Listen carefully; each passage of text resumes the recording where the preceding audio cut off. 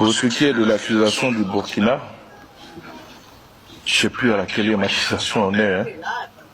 J'attends encore les preuves de la dernière accusation. Peut-être qu'il y en aura d'autres. Je n'ai pas de commentaire à faire. Parfois, surtout quand on est à la tête d'un pays très sérieux.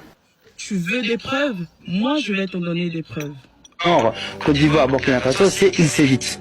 Donc on sait que les djihadistes recrutent des Ivoiriens dans leur rang, peut-être pour les renvoyer chez eux.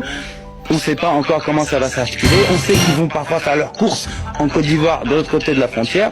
Mais les forces armées et les djihadistes s'évitent dans cette zone-là pour le moment. Mais du côté quand même de la Côte d'Ivoire, il y a du développement à faire.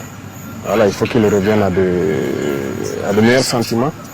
Tous les déstabilisateurs du Burkina sont là-bas. La Côte d'Ivoire est devenue une base terroriste pour attaquer le Burkina Faso. Rien n'est faux. Regardez ce qui est dit. C'est incroyable. On ne se cache plus, c'est en plein jour. Regardez et partagez.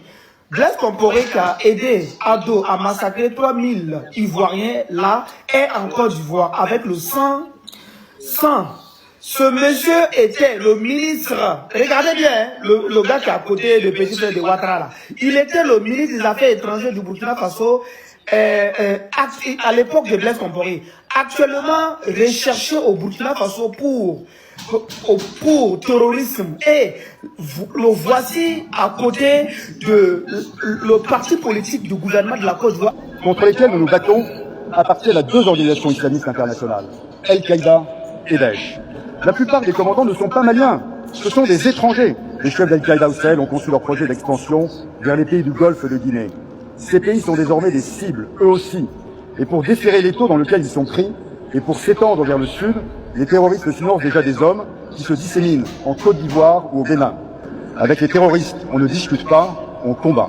Si l'on reconnaît aujourd'hui que le Bénin, la Côte d'Ivoire et d'autres pays voisins du Mali servent de base arrière au groupe terreau, alors il est grand temps d'arrêter de nous distraire en prétendant que les attaques dans le nord du Bénin sont dues uniquement à la faiblesse de l'armée nigérienne. Non. Dès 2020, des rapports faisaient déjà état de la présence de groupes armés dans des villages frontaliers béninois. Ils y stockaient des motos et des armes, recrutaient des jeunes et planifiaient des attaques contre le Niger et le Burkina Faso. En Côte d'Ivoire aussi, le nord, près de la frontière malienne, était déjà identifié comme une zone de transit pour les combattants et leur matériel. Alors, mesdames et messieurs, qu'est-ce qui a changé en 2025? Rien. Même la tentative de déstabilisation du Burkina Faso en utilisant le pays voisin est logique. Juré d'effacer le Burkina Faso de la carte du monde. Michael Elliott Langley. Do solemnly swear. Do solemnly swear.